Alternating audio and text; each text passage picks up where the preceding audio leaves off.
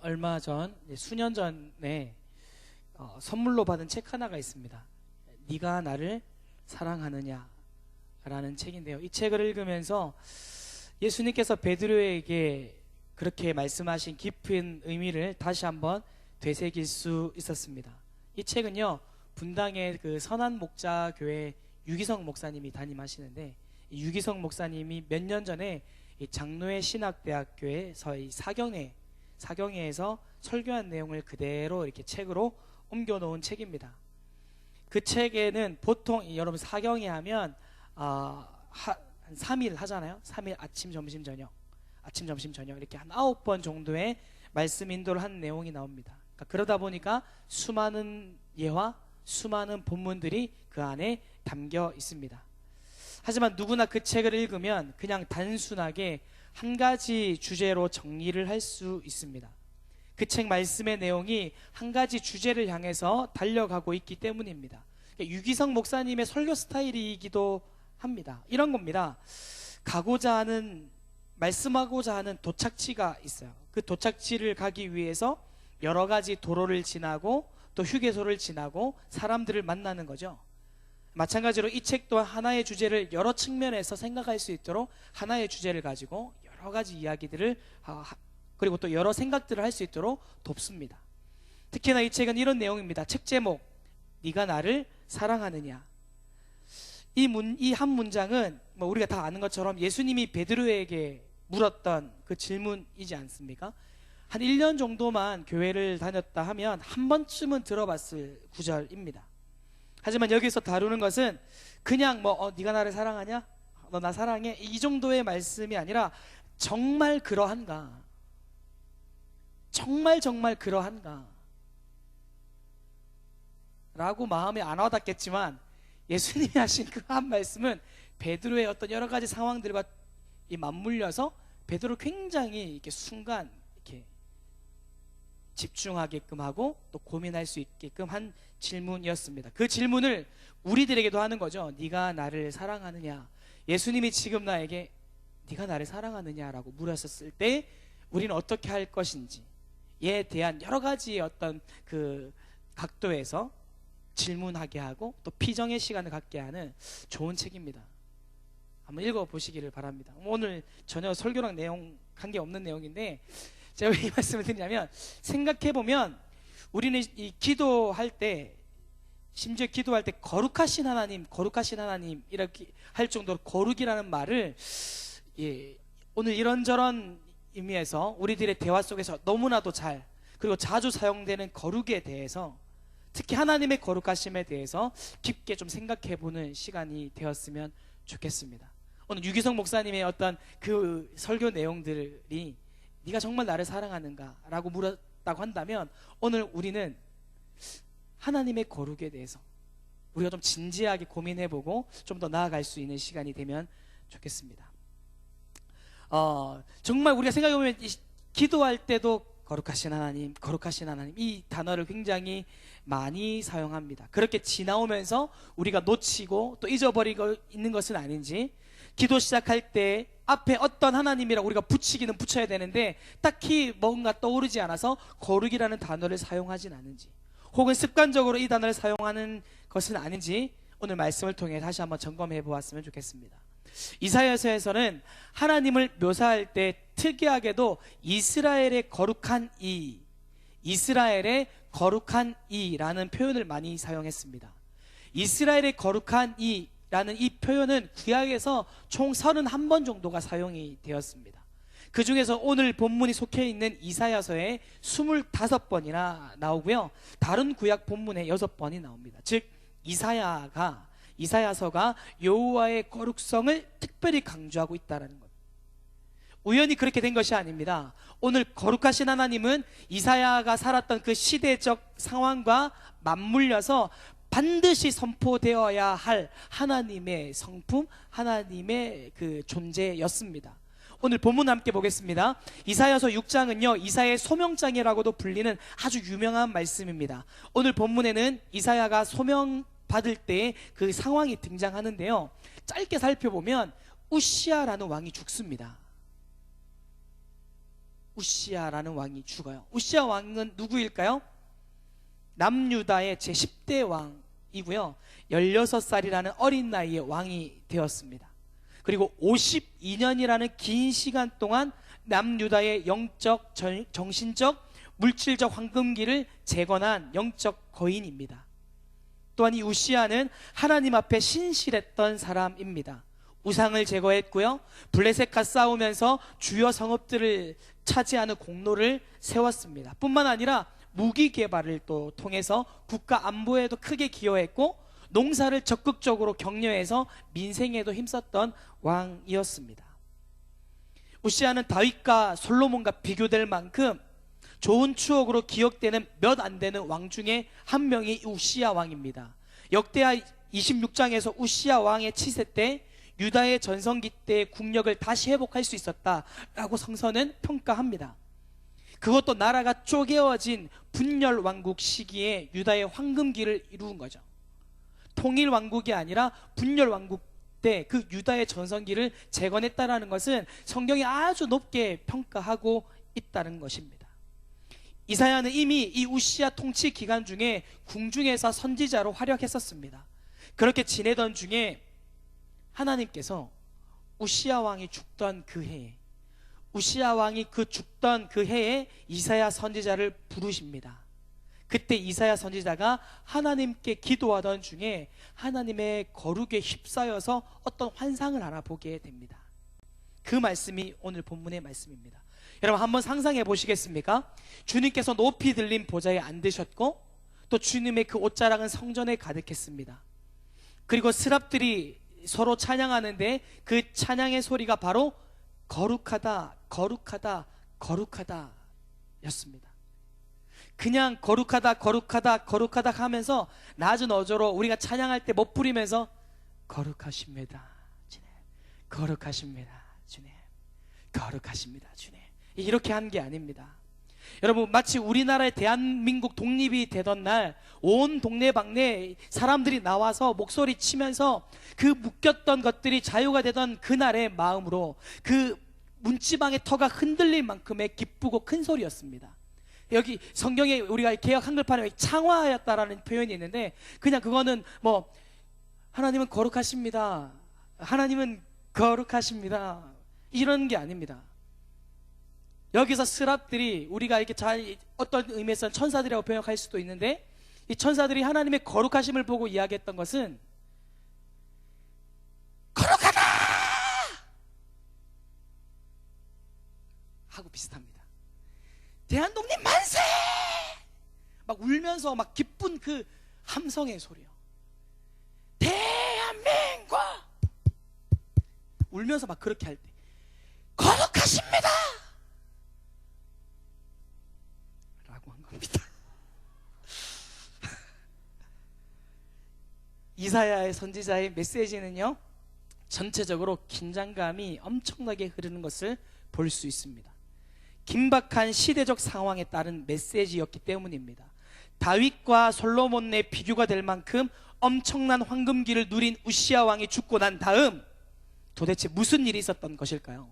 1장 5절을 제가 읽어드리겠습니다. 1장 5절을 보면 슬프다 범죄한 나라여, 허물진 백성이요, 행악의 종자여, 행위가 부패한 자식이로다. 그들이 여호와를 버리며 이스라엘의 거룩하신 이를 만홀히 여겨 멀리하고 물러갔도다. 우시야가 죽은 후에 이스라엘은 종교적으로 부패가 극심해졌습니다. 심지어 성전 앞마당까지 이방의 우상들이 자리를 잡았습니다. 당시의 이방 종교 중에는요, 신의 노여움을 풀어주겠다는 그런 의미에서 자신의 자녀들을 이방 신들에게 제물로 바치는 그런 종교가 있었는데, 이 종교도 예외 없이 성전 앞마당까지, 즉 가장 중요하고 깊은 자리까지 들어왔다는 것입니다. 문제는 여기서 그치지 않습니다. 정치, 경제적인 어려움이 왕이 죽은 다음 유다를 삼키려는 나라들이 쳐들어와서 전쟁을 앞두고 있는 상황이었습니다. 이런 상황 가운데 이사야를 선택하시고 오늘 본문의 환상을 보여주시면서 이사야를 부르셨습니다. 하나님께서 이사야를 부르시고 소명을 주실 때의 포인트는 바로 하나님은 거룩하신 분이라는 것입니다. 3절을 보십시오. 거룩하다를 한 번, 두 번이 아니라 세 번이라고 말한 것은, 성경에서 3은 굉장히 중요한 의미가 있습니다. 세 번을 반복했다는 것은 단순히 혹은 매우 거룩하다기보다는 전적으로 거룩하다는 의미가 됩니다. 여러분, 내가 만약에 이사야라고 친다면, 내가 내 눈앞에서 하나님의 그 거룩하심을 봤다면 어땠을까요? 성전에서 거룩하신 하나님의 현존을 대면했다면 어떤 일이 일어나겠습니까? 이 일을 계기로 이사야는 자신과 그 백성의 죄악들을 직시하게 됩니다. 못 견디는 거예요. 하나님의 그 거룩하심 앞에 내 모습을 바라보니까, 하나님 앞에 우리의 백성들의 그 죄악들을 바라보니까 못 견뎌 하는 겁니다. 구약 성경에 거룩이라는 단어가 참 많이 나옵니다. 그 단어들은 각자 다 상황과 환경에 따라 뜻이 조금씩 다르게 쓰인 것을 볼 수 있는데요, 히브리어 사전을 찾아보면 세 가지 정도로 이렇게 함축됩니다. 첫 번째는요, 카다시라는 단어입니다. 카다시. 졸리니까 따라해 볼까요? 카다시. 이 카다시는 갈라놓다, 구분하다, 구별하다라는 뜻으로, 하나님이 다른 모든 피조물들로부터 구별되신다, 하나님은 모든 피조물로부터 구별되시는 분이다 라는 뜻입니다. 두 번째는 타헤르라는 단어가 있습니다. 타헤르. 이것도 따라해 볼까요? 타헤르. 타르 말고요. 타헤르. 깨끗함과 정결함이라는 뜻입니다. 깨끗함과 정결함. 마지막으로 세 번째는 하타 바라르라는 단어도 쓰이고 있습니다. 이 단어의 뜻은 맑고 청결하다는 뜻으로 쓰입니다. 이 중에서 오늘 본문에서 쓰인 단어는 카다시입니다. 카다시. 이 카다시는 구별되다라는 뜻입니다. 거룩이 무엇이냐고 묻는다면, 거룩은 바로 하나님의 하나님다움이라고 대답할 것입니다. 여러분, 거룩이 먼저 있고 거룩이 먼저 존재하고 하나님이 거룩하신 게 아닙니다. 거룩이라는 옷이 먼저 있고 그 옷을 하나님이 입으신 것이 아닙니다. 오히려 거룩은 영원하신 우리 하나님의 이름이고, 하나님의 하나님다움이 거룩이고, 하나님스러움이 곧 거룩입니다. 즉, 하나님의 거룩성은 부정한 세상과 전적으로 구별되는 하나님의 성품을 말하는 것입니다. 그렇기 때문에 거룩을 알고자 한다면 하나님을 알아야 하는 것입니다. 거룩을 느끼고자 한다면 하나님께로 나아가야 그 거룩을 느낄 수가 있습니다. 오늘 3절에 거룩하다, 거룩하다, 거룩하다라는 말씀을 이렇게 읽어도 좋을 것 같습니다. 하나님답다, 하나님답다, 참 하나님답다. 우리 하나님의 영원하신 이름은 거룩하신 하나님이십니다. 아멘. 더 나아가서 이 하나님의 거룩성은 이스라엘의 거룩과도 연결이 됩니다. 하나님께서 죄악된 세상으로부터 구별되신 것처럼 이스라엘 역시 우상을 섬기며 불법을 행하는 부정한 이방인들로부터 구별된 백성들로 부름받았습니다. 그렇기 때문에 이스라엘의 거룩은 하나님의 말씀에 순종하고 따를 때에 부정한 이방인들의 세계 속에서 확연하게 드러나게 되어 있습니다. 즉, 이스라엘의 거룩성은 전적으로 거룩하신 여호와만을 예배하는 것과 하나님 말씀에 대한 순종에 달려 있었던 것입니다. 하지만 이스라엘은 그렇게 하지 못했습니다. 성민으로서 이방인들과 구별된 삶을 살아야 함에도 불구하고 이방신을 섬기고 하나님의 법을 어기는 등 사회적 불의에 물들고 말았습니다. 오늘 이사야 선지자가 여호와의 거룩성을 그토록 강조할 수밖에 없었던 이유는 거룩을 버리고 떠난 이스라엘이 이제 다시금 돌아오기를 바라는 마음이 가득했기 때문입니다. 거룩, 즉 하나님의 하나님다움, 사람과 구별되심을 사람의 언어 중에 고르고 고른 단어는 바로 깨끗함입니다. 흠도 없고 티도 없는 그런 깨끗함, 이것이 우리 하나님의 거룩함입니다. 이 깨끗함은 변화산 위에서 우리 주님의 모습이 드러날 때 마가복음의 기자가 고백했던 것과 동일합니다. 마가복음 9장 3절 우리 한번 읽어볼까요? 한번 찾아보겠습니다. 마가복음 9장 3절 말씀입니다.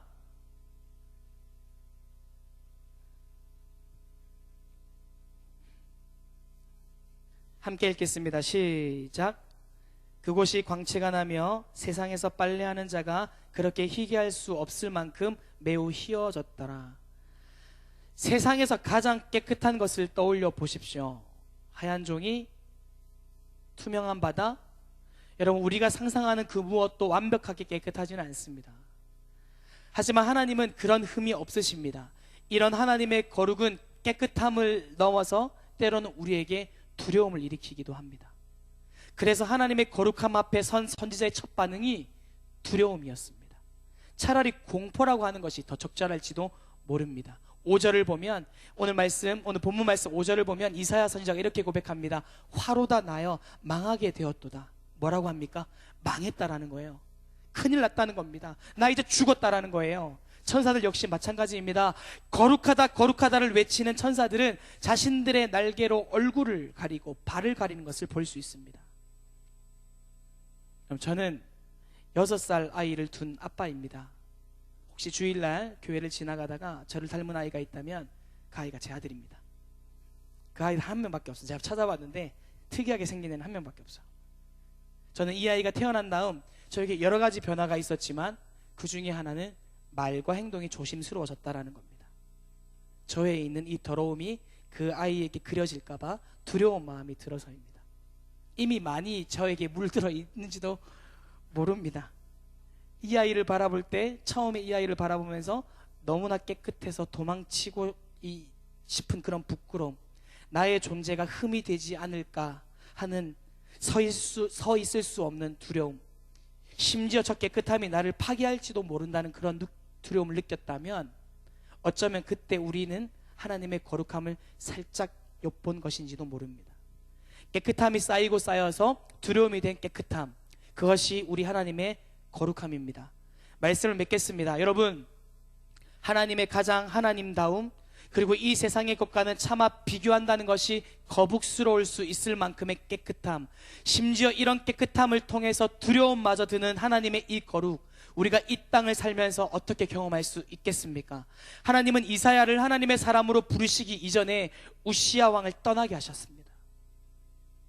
이사야가 다른 세상의 방법과 힘을 의지하는 것이 아니라 홀로 하나님이신 하나님 한 분만을 의지하면서 나아오기를 원하셨기 때문입니다. 여러분, 야곱을 이스라엘로 부르실 때도 하나님을 그가 밤새 처절한 씨름을 하게 하셨고 그의 환도뼈를 부러뜨리셨습니다. 여러분, 우시아는 누구이고 또 무엇이겠습니까? 먼저 이사야에게 우시아는 번영, 안정, 부흥, 힘을 의미합니다. 또한 이사야에게 우시아는 나의 신앙의 버팀목입니다. 즉 믿음의 리더, 믿음의 직분을 의미하기도 합니다. 물론 믿음의 리더, 믿음의 경력, 믿음의 동력자 매우 중요합니다. 하지만 이런 것들이 어떨 때 하나님을 앞설 때가 있습니다. 하나님을 대체하는 경우가 생긴다는 말입니다.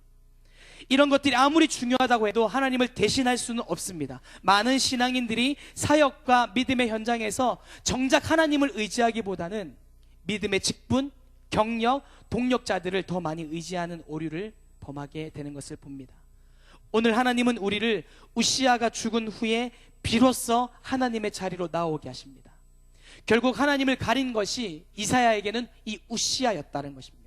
하나님이 보이지 않게 내 눈을 가린 것이 나의 믿음, 나의 신앙 경력 혹은 동력자일 수 있다라는 것입니다.